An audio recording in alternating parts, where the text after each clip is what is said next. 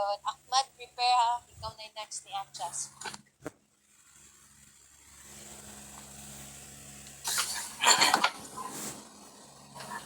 Nadunggan kanya classmate. Yes, buddy. Tungog Yes. ako. Yes. Good afternoon, classmates. Good afternoon, ma'am. Today I will discuss self-defense and rights included in self-defense. So, pinakuna sa self-defense is ang reason for lawfulness of self-defense. So, because it would be impossible for the state to protect all its citizens, also a person cannot just give up his rights without any resistance being offered. So, di ba ang self-defense kay kana man dyan ang pag-defend ni mo sa imong kagalingon or pag-protect ni mo sa imong kagalingon bitaw kung naka sa kanang dangerous nga sitwasyon. So, unsay reason nganong lawful ang self-defense daw?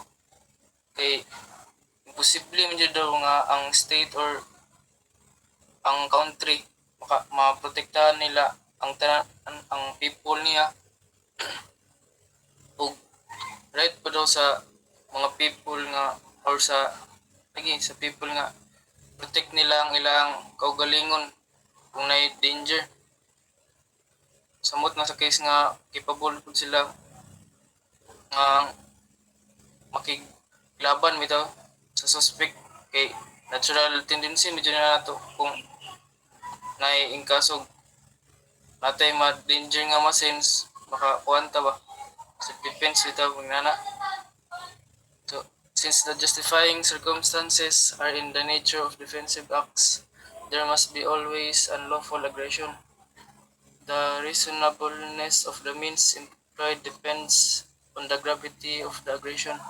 If the unlawful aggressor was killed, this can only be justified if it was done to save the life of a person defending or the person being defended. The equation is life was taken to save life. So, dire kay for example, kanang naisa ka tao, then ikaw ang victim niya. Bili aksyon na, iyan ta kang dunggabon tapos nakalikay ka. Then paglikay nimo, dunggabon na punta ka niya usab.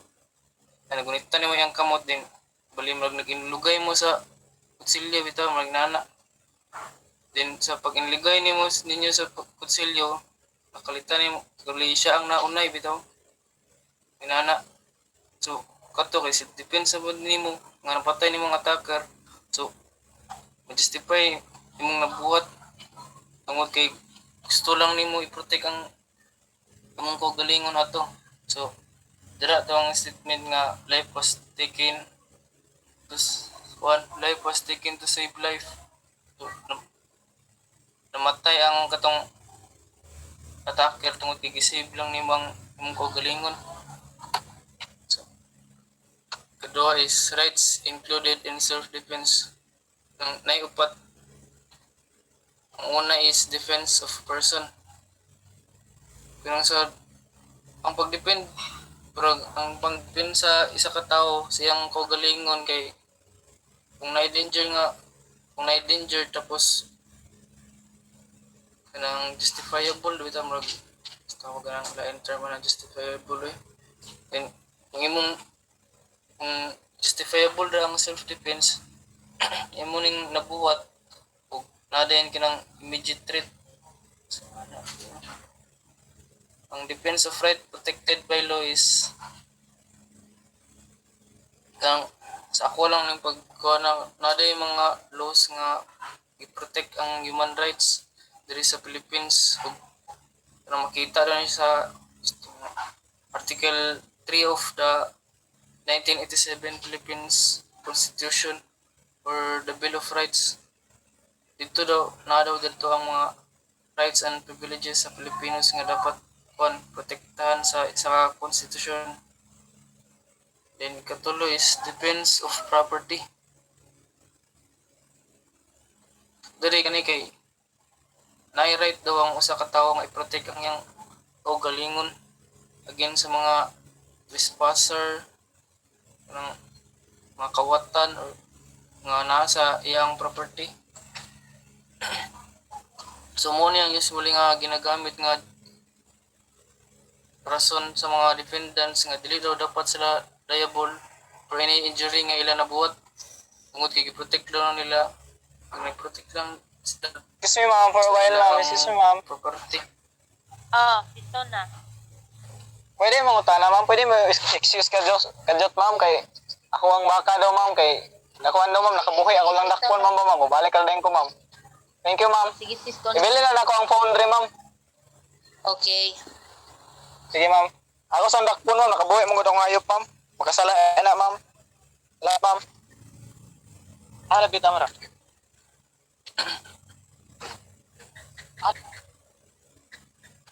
So okay. Sa kaupat is defense of chastity.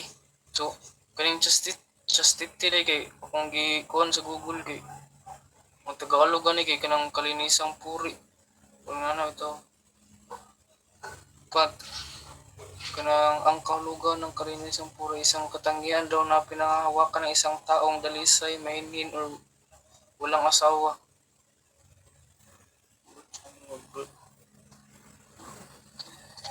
Ang nairate daw ang isa ka tao nga mo abstain for any sexual intercourse. Like for example, kanang a woman is justified for hitting a man who places his hand on a woman's upper thigh, or those who harasses her or a woman may defend her chastity by killing her assailant. So, or ang isang babae daw ay maaring pagtanggol ang kanyang kalinisang puri sa pamamagitan ng pagpatay sa kanyang salarin. Huwag na daw, ma'am. Mura to, ma'am. Okay. Mana ko, ma'am.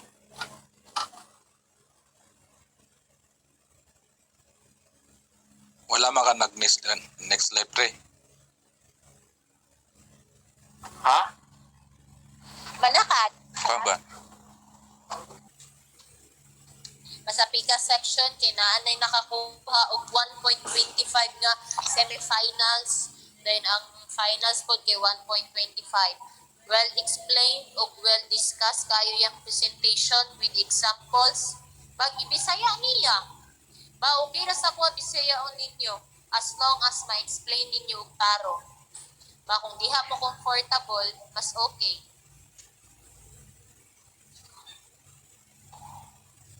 Sige, start na ta Ahmad. Dapat ka na imuha Ahmad dindot na pagka-discuss kay manarabata og discuss ana last meeting. Mana explain na ako what is unlawful aggression. Yes, ma'am. I'll try my best. Okay, Ahmad, start na. Ay pleasant afternoon sa tanan. Unsa? Pleasant afternoon, ma'am. Oh.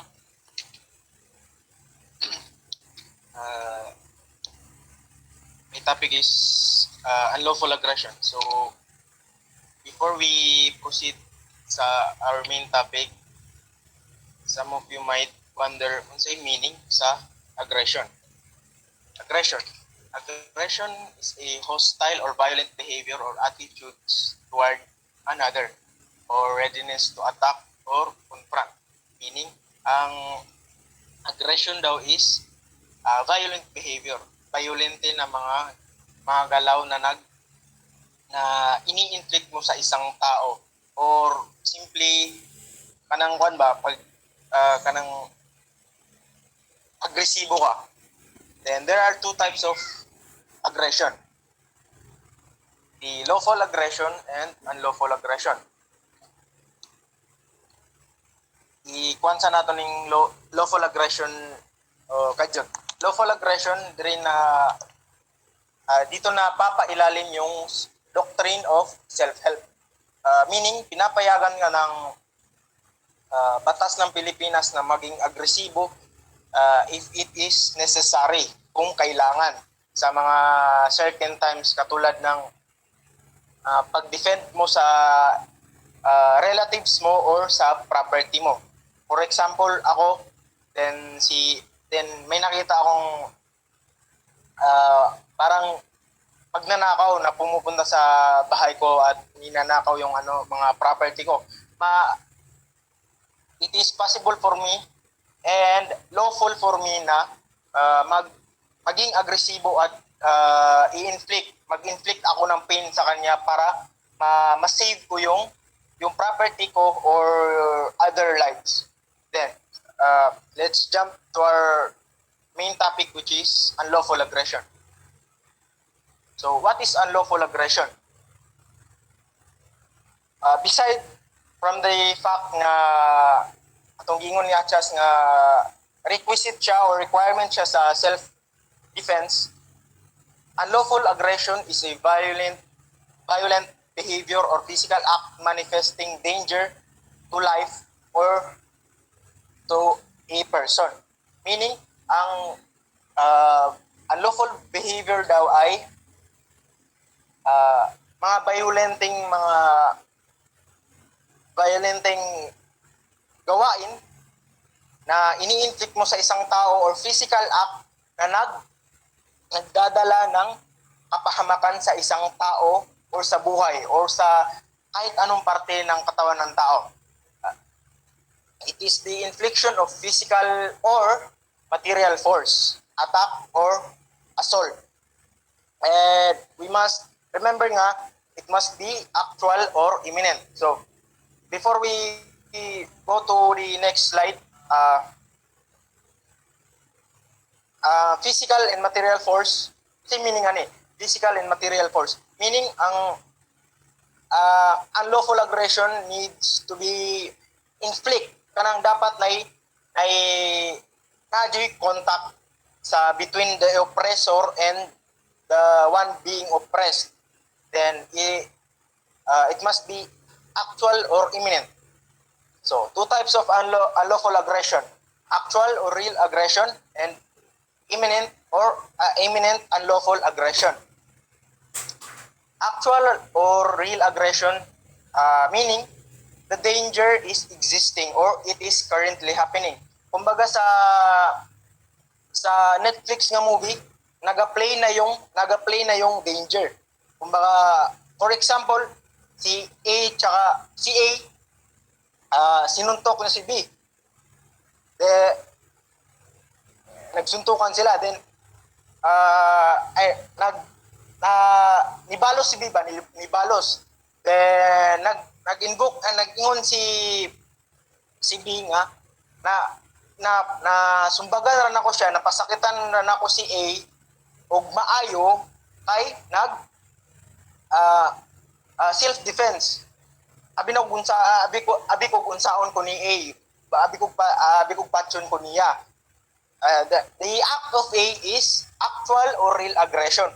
Kasi yung danger, yung kapahamakan na i-inflict niya kay B is already existing. Sa pagsumbag pa lang ni A, dito aggression na to, actual or real aggression na to. So, sa imminent unlawful aggression naman tayo. Imminent unlawful aggression, the danger is about to happen. It is impending, or the danger is impending or into the point of happening. So, ano meaning nito? Meaning, example, nagtagbo si Tom Holland ug si Tobey Maguire. Then pagkita ni Tobey Maguire, opponent sila magkalaban. Pagkita ni Tobey Maguire kay Tom Holland, itutukan niya pusil akto nga pusilon. Kanang nadyo'y threat sa iyang mata, na threat sa iyang bodily gestures, pusilon nga si Tom Holland. Then nakabantay si Tom Holland. Then giunahan siya, bang, fast hand. Namatay si Tobey Maguire. So, unsay kuha na to? Ang gipangutana si Tom Holland, unsay nahitabo ana siya nga self-defense. Correct. manuman. Kay ang gibuhat ni Tobey Maguire na kato pa lang pagtutok niya sa pusil is imminent na to, imminent unlawful aggression na to kasi it is about to happen kanang mahitabo na gud siya, mahitabo na ang danger na ma-receive ni Tom Holland.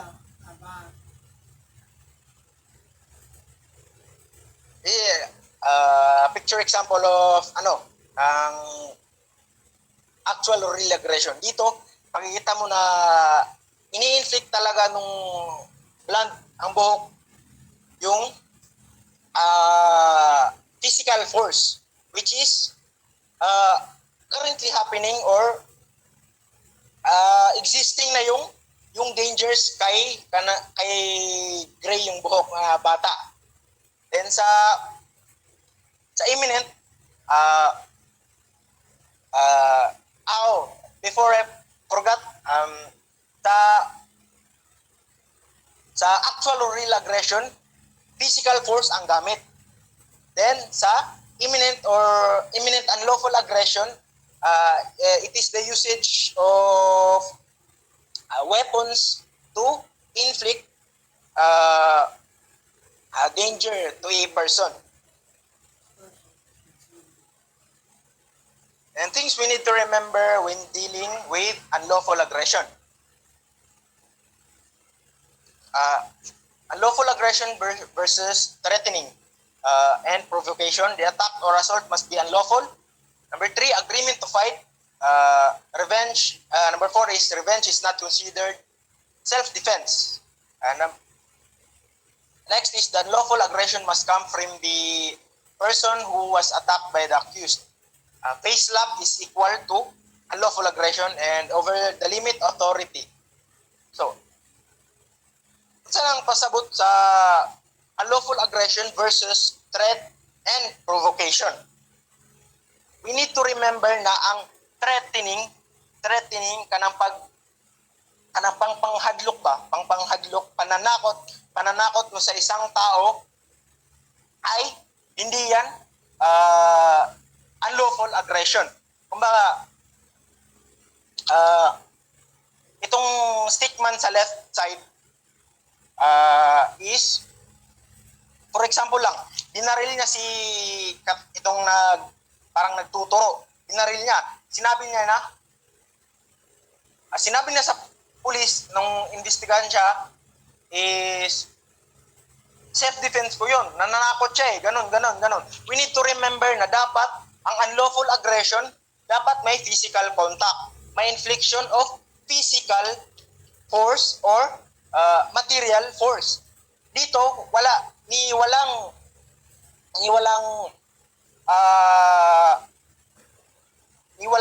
anong physical attributes na na-inflict kay question mark guy. So therefore, dili madawat iyang pag-invoke sa self-defense.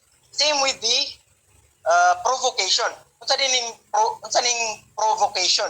Meaning sa provocation, kung sa Bisaya pa, paghanggat or paghagit pa or sa English, gina-challenge nimo. Na-challenge nimo ng isa ka tao. For example, si A, gina-challenge na si B. Then, tara, sumbagay ta, or kani,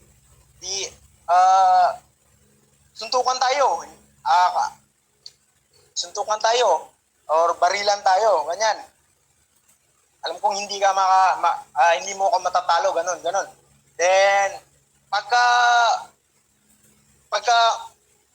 ilipas ng ilang minuto, si B, dinaril niya si A, yung nagpo-provoke. Then, sinabi ni B, self-defense ko yun kasi papatayin niya ako ganon. Pinoprovoke ako pinahagit manggug ko. Giyunan na ako. So, his invocation of self-defense is denied. So, let's sa number 2, attack must be unlawful. During a part,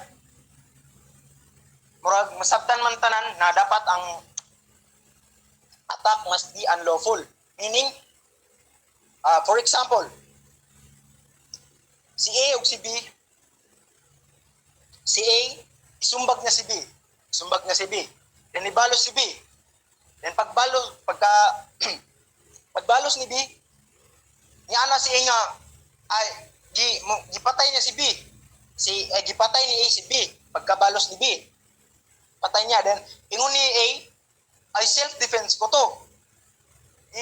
Iprotektan ran na akong kaugalingon kay nag-aakto niya kay unlawful aggression. Ato kay denied to, ano man. Siyempre, si A good ang nagsugod sa argument or katong fight. Meaning ato, mas pabor sa iya ang mas pabor kay B ang self-defense kung wala siya namatay. Then, ang gibuhat ni A is auto ang unlawful aggression. Ika-third, agreement to fight. Agreement to fight. When there is agreement to fight, there is no, walang unlawful aggression. Pag nagsabot mo, magkita mo, magdinunggabay mo, magpinusilay man mo diya, magsinumbagay mo, basta, you have the consent of each other, walay unlawful aggression dito. Pero may exception. Kung ang isa kay murag nanikas ba, mga nag-cheat, nagiunhan niya, giunhan, kumbaga si A o si B, giunhan ni A si B na wala pa ang eksaktong date or oras, giunhan niya. So therefore, unlawful aggression to. Di-break good niya ang kwan, di-break niya ang agreement nila. Next is, revenge is not considered self-defense. Dito, nagdidil ito sa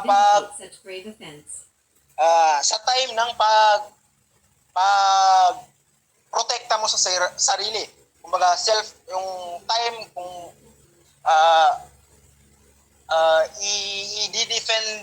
i-defense mo yung sarili mo. For example, si Alpha tsaka si Bravo,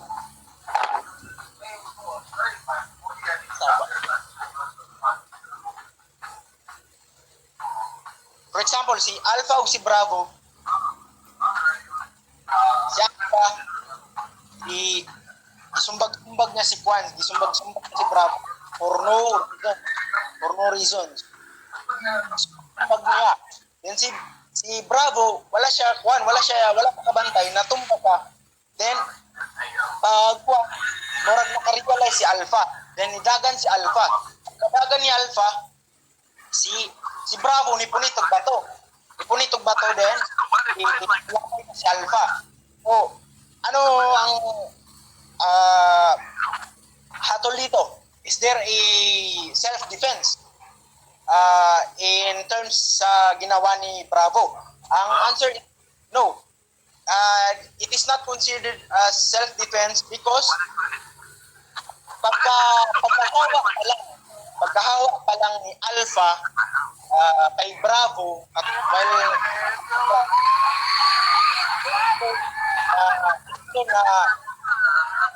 alive, Bravo is wala pa.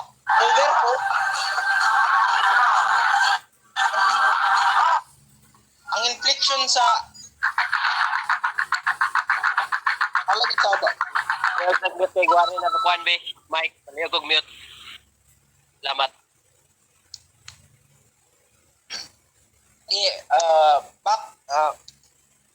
Diba pag Akman. yes ma'am. Continue na, Akman. Yes ma'am. Therefore, ang akto ni B, ang akto ni Bravo na paglabay niya bato kay Alpha na nidagan is not self-defense. Not self-defense because Nani na kuan lang, friends. because wala na ang danger sa life ni Bravo kay nihawa na mong si Kwan, nihawa na si Alpha.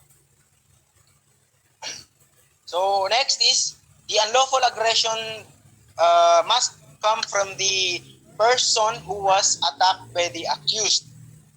Dito, meaning nito, for example, si Toby Maguire, si Andrew, then si Tom Holland.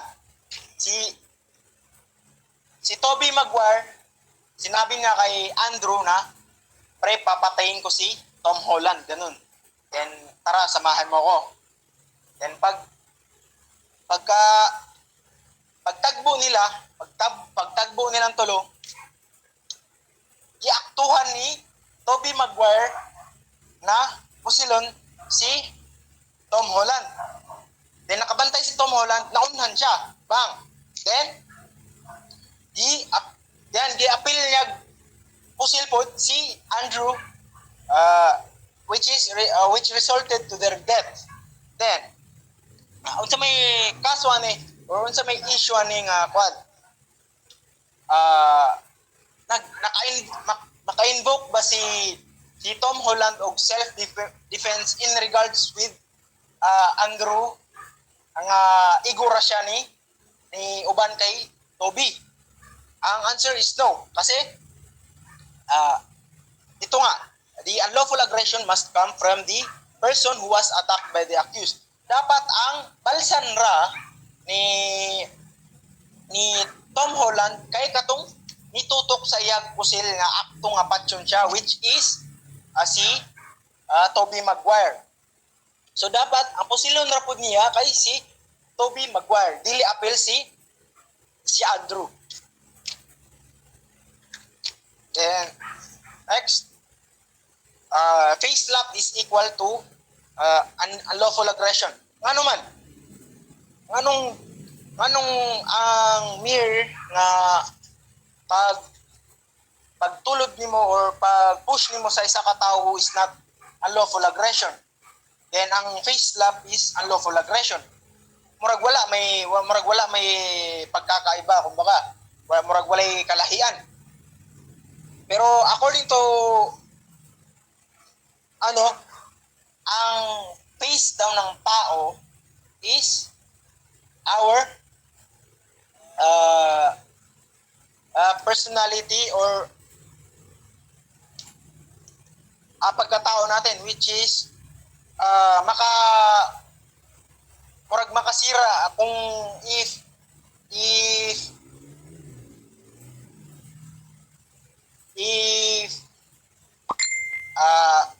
inflictan nimo pain or any other way nga para makuanan nimo, masiraan nimo ang naong sa katawo, dili na siya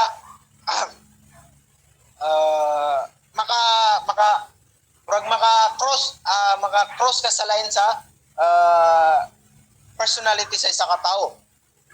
Then lastly, over the limit authority, sa mga law enforcement officers, ang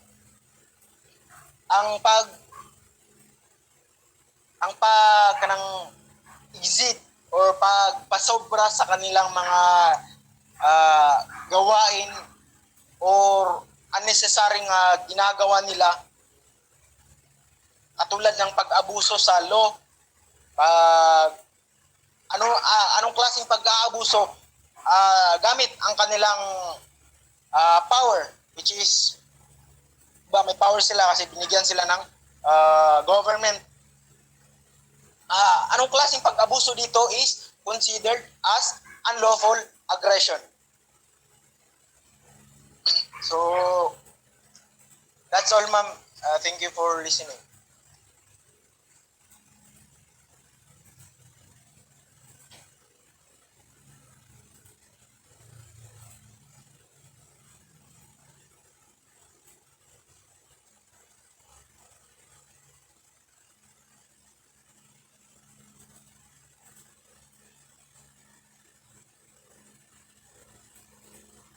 O Jasim.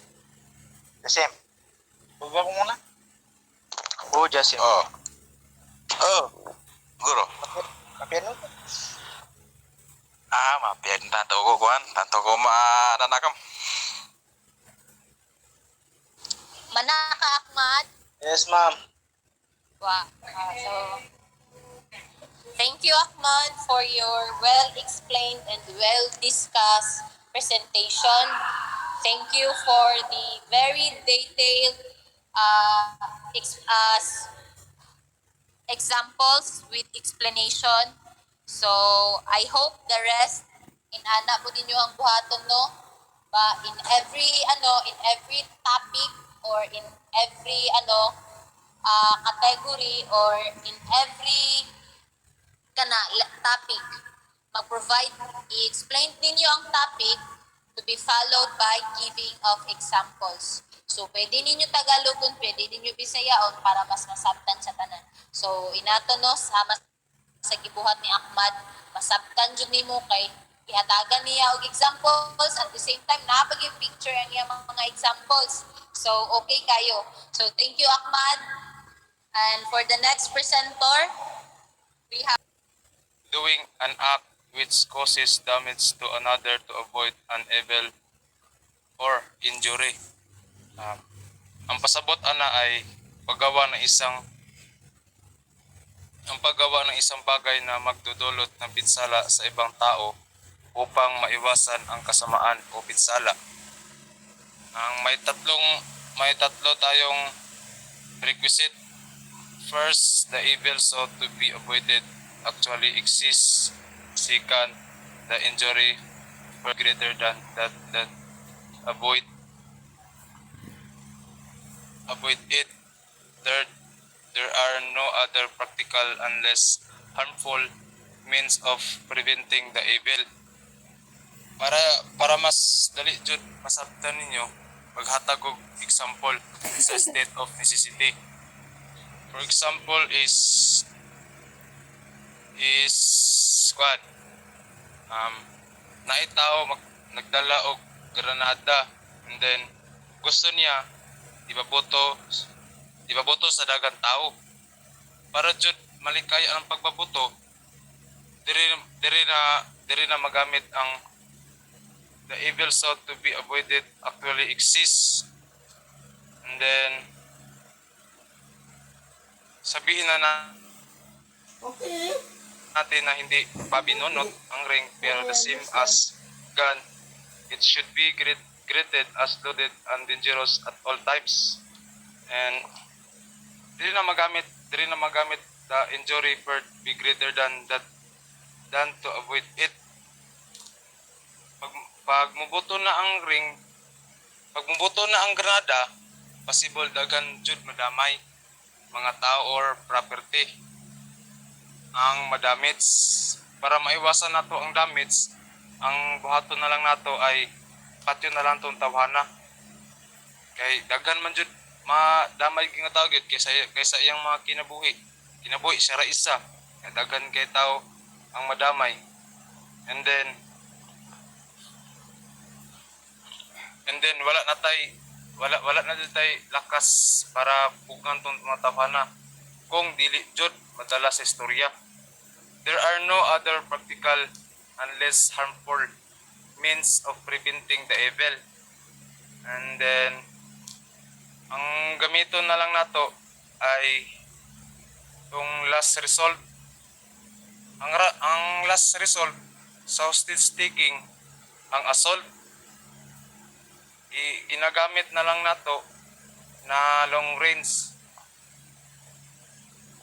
Ang tinatawag na long range ay ang pagpatay para maiwasan gid ang damage or disgrasya sa mga tao. Moro to, ma'am.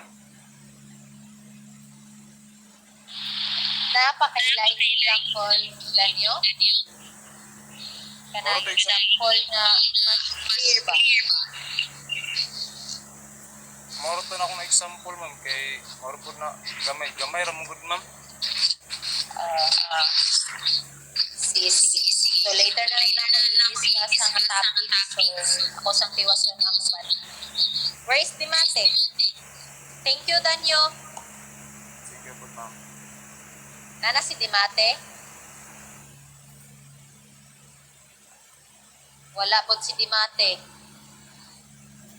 How about Dimari? Wala din, Limakaling. Nasaan si Limakaling? Parang very easy nga lang yung topic niya, exempting circumstances. Wala din. Oh, one of the most awaited, Disari. Butang bata eh. Are you Sige, ma'am. ready, Disari? Yes, ma'am. Yes, ma'am. Okay, Disari. So your presentation for this afternoon will be the basis of your final grade since you already have your semi-final grade, right? Yes, ma'am. Diba na nakay 1.25 sa Wait lang, semi? ma'am. So, kaninga presentation will be the basis of your final grade. Good luck, Disari. Thank you, ma'am. Nakita ba, guys? Next ni Disari, Nakita ka? we have Ismael Dayon. Ha? Ismael Elias. Visible ba ang presentation, guys? Yes, bro. Disari. Yes, yes. Hindi makita. Good luck. Di makita ba? Kita, makita. Makita ba? Naana Brad. So, good afternoon to each and everyone, especially to our beautiful instructor, Ma'am Kim. So, to my fellow Muslim there, Assalamualaikum. So, ang pag-usapan natin ngayon ay hindi itong nakikita nyo, kundi isa sa mga requirement or isa sa, kumbaga, yung mga taong unang exempted sa criminal liability. So, the first one is, ito yung report ko ngayon, ito yung main topic natin ngayon, no? So, ito yung unang exempted sa criminal liability yan natin dito sa Pilipinas, no? So, unang-una is an imbecile or an insane person unless the latter has acted during the lucid interval. So, para lalo natin maintindihan tong exempted, unang exempted sa criminal liability is ating alamin kung ano yung kaibahan ng imbecile person or insane person kasi hindi yan magkapareho. Pag sinabi natin imbecile or insane person, dalawa yan eh. Dalawa yung minimin natin dito. So, alamin natin kung ano yung imbecile at ano yung insane person. Paano nga ba sila nagiging exempted sa criminal liability natin? Paano ba nagiging exempted ba sila basta-basta? Or naging imbecile person ka na or insane person ka na, automatic ba na sinasabi dito na exempted ka na sa criminal liability? Wala na bang ibang process or wala bang process na tinitingnan ng korte?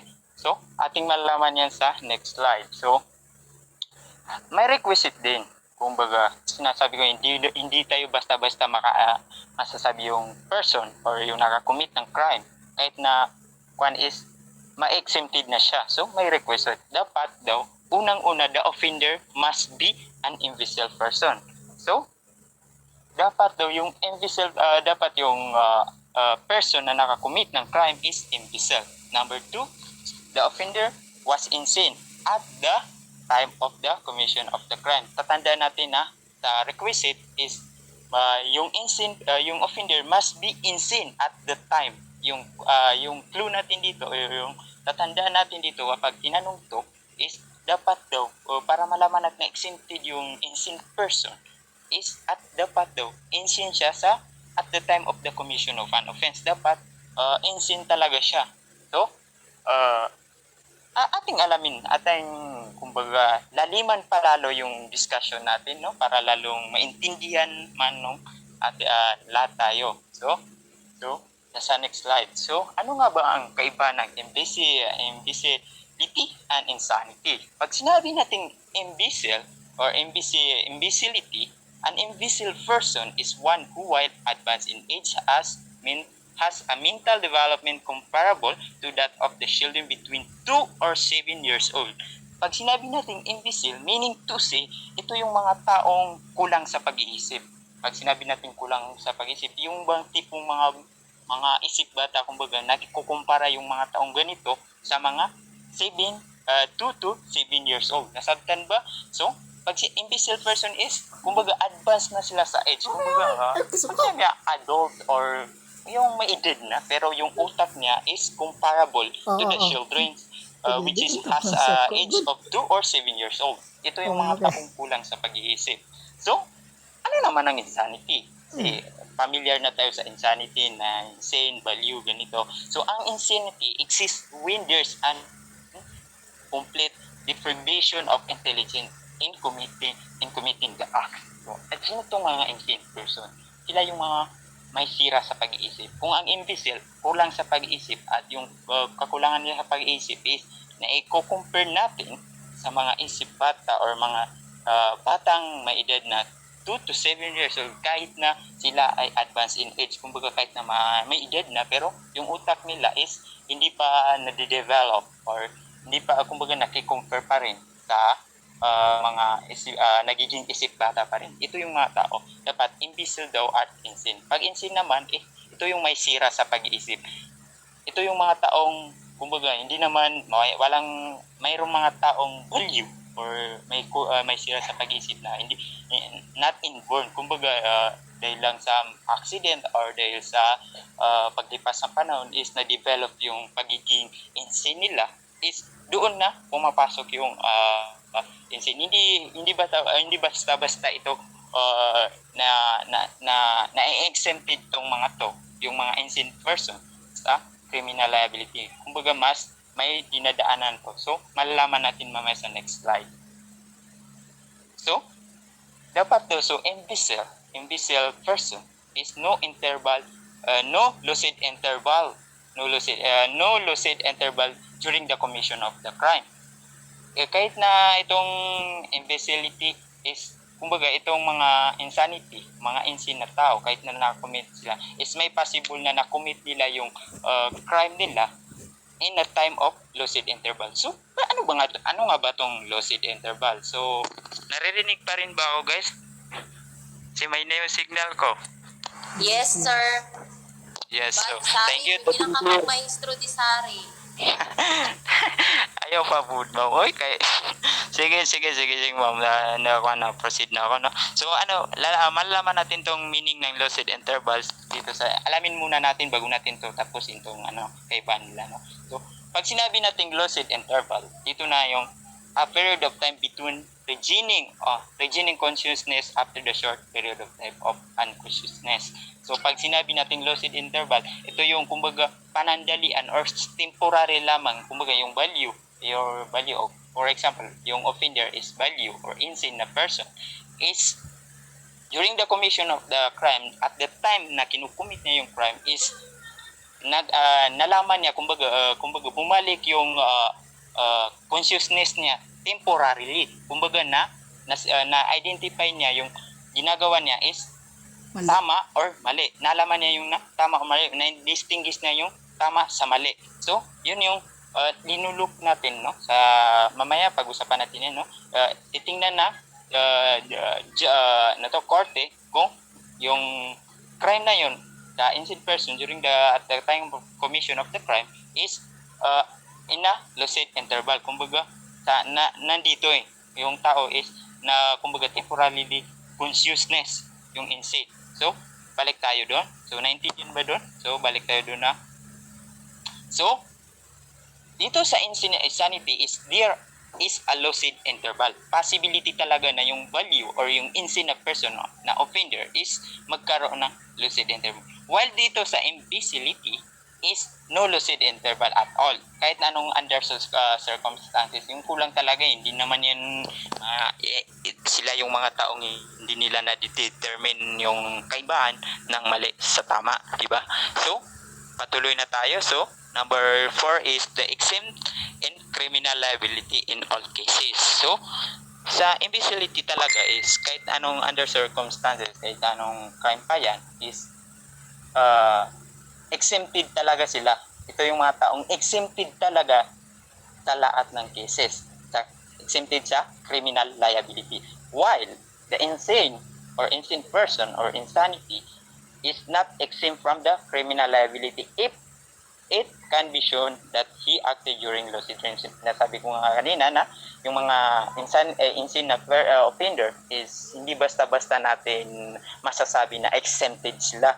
Pero yung mga imbecile na tao or is exempted talaga sa criminal liability, while the insane is hindi tayo basta-basta, kundi may tinitingnan pa tayo dito. So, sa trial natin. So, tinatrial tong mga to. So, kapag yung insane person is nakakommit ng crime, is hindi basta-basta mo sasabi na, oh siya, si nakommit. Paano kung nagbabaliw-baliwan lang yun? Paano kung at the time of the commission of offense is i-justify niya yung sarili niya na baliw naman yan. Eh, wala naman patunay sa korte. So, tinitingnan dito yung korte, yung insane person, is, kumbaga, tinatrial natin to. So, pag yung insane person is under the custody, saan ba ito nilalagay sila kapag on trial na sila? Siyempre, hindi sila kinukulong guys, hindi sila kinukulong, kundi nilalagay sila by the power of by the order of the court na nilalagay sila instead sa kulungan is sa hospital. Kumbaga doon ini-examine talaga yung yung tao para malaman kung insane siya during the commission of crime. Kasi at the time of crime, kasi kapag wala kang ebidensya, walang nagsabing ebidensya na yung taong yun is insane during at the time na kinumit niya yung crime, is mapopresume siya or may pagpalagay siya na sane, hindi baliw sa pag-commit niya ng crime. Kaya kailangan siya i-trial or kailangan siya bigyan ng per trial para malaman talaga na insane siya at the time of the commission of an offense. Yung kumbaga naging insane talaga, baliw siya sa pag-commit niya ng crime sa time na yun. Kapag baliw talaga siya, napatunayan ng korte, is magiging exempted siya. Kasi kapag napatunayan na hindi siya insane, kundi sane, or na alam niya yung tama at mali sa pag-commit niya ng crime sa time na yun, is hindi siya magiging criminally exempted or exempted sa criminal liability. So, dito tinitingnan yung judge. Kumbaga, tinitingnan niya talaga dito, tinitingnan ng korte na sa time talaga, tandaan nyo sa requisite,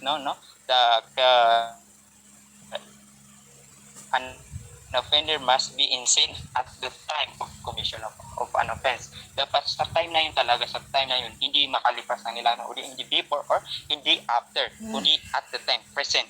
Kumbaga, present yung pagiging insane niya sa pag-commit niya ng crime. So, yun yung tinitingnan ng judge. Sir, paano naman sir kung during the trial, sir, is yung offender, sir, is naging insane sa korte? So, ito yung time na isususpend yung trial niya, which is dadalhin siya sa hospital para pagalingin, at saka pag magaling na siya or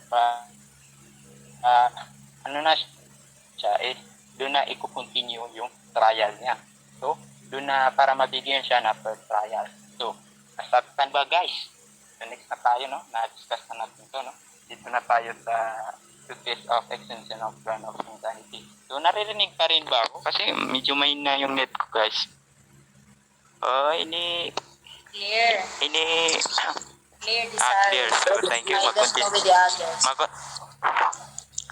Mag-continue na ako, So, the two tests for exemption on the ground of insanity. So, pag sinabi natin, ito yung test, kumbaga, ginagawang test, kumbaga, dito dumadaan yung taong insane, dito tinitingnan na insane talaga siya, or baliw siya, or baliw siya during the commission of an offense na ginawa niya, of the act. The first is test of cognition. Whether the accused acted with the complete deprivation of intelligence in committing said crime. Dapat talaga wala siyang, yung baliw talaga siya, hindi niya ma-determine yung tama sa mali, yung kumbaga lack of intelligence, na kumbaga na-deprive na yung, kumbaga hindi na ma-justify yun. So, sa test of bulation naman, or ito ba yung pronunciation dito? Bulation or ano? Definition niya yun, yung pronunciation ko eh. So, whether the accused acted in total deprivation of freedom of will. So, tinitingnan din dito ng korte, no? Na dapat yung tao na yun is yung act of willingness na is deprivation, kumbaga wala, hindi present. Kumbaga, pag napatunayan talaga na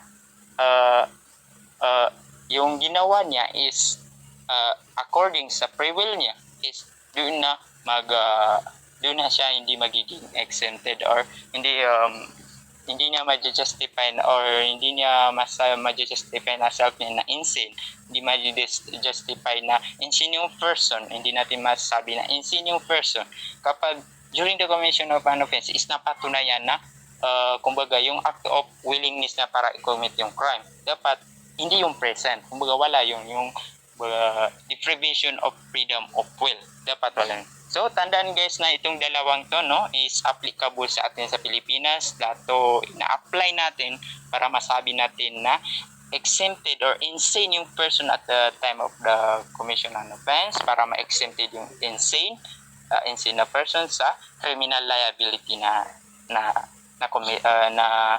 criminal liability niya. So ito yung mga instances of insanity. So, familiar to, no? So, dementia or Priokos. Ano ba yun? Ito yung pamilya yung Seroprenia. Ito yung present name niya, no? Ito yung mga maikukonsider natin na nakakakita ng delusions.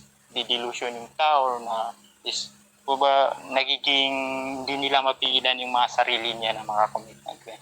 Pero, hindi basta-basta natin masabi na ito yung kailangan may psychiatrist or psychologist na mag-justify na ito yung taong to is mayroon talagang sakit na ganito. So itong kleptomania or presence of abnormality is ito yung time na hindi mo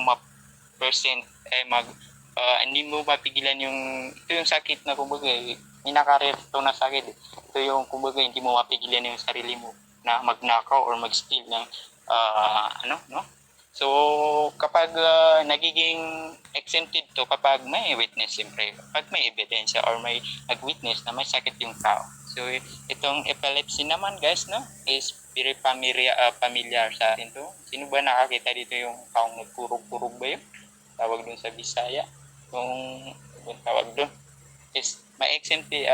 Pero itong feeble-mindedness, hindi ito invisibility, hindi ito exempted kasi iba yung kulang sa pag-iisip at yung makulang-kulang itong kasi feeble-mindedness is ito yung mga taong makulang-kulang sa pag-iisip kaya hindi sila nagiging exempted or invisible sa criminality is alam nila siyempre yung tama at sa mali, yung nadi-differentiate nila yung tama at mali, kaya naman dito magiging exempted. Ito yung naman somnambulist ba yun? Pronunciation nyo dyan, anong pagbasa nyo? Ito yung mga taong nakakakumit ng crime. Yun yung mga taong naglalakad sa gabi na tulog. Yung alam ba kayo, may kilala ba kayo yung taong tulog pero naglalakad? Ito yung kapag nakakumit sila ng crime, siyempre, during the dream nila, siyempre, nagiging actual yun naglalakad ng tulog. Hindi naman wakwak or ano. May mga tao talaga may mga tao talaga na ganito. So, kapag napatunayan sa korte naman na sila ay sa Commission of an Offense na hindi nila alam, is ma-exempted sila sa criminal liability. Pero pag wala, may criminal liability sila. Ganun lang yun, guys. So, nasagtan ba? Any questions? Ano ba yung sinasabi ni mo? Reaction ba yun? So, Thank you, Tisari.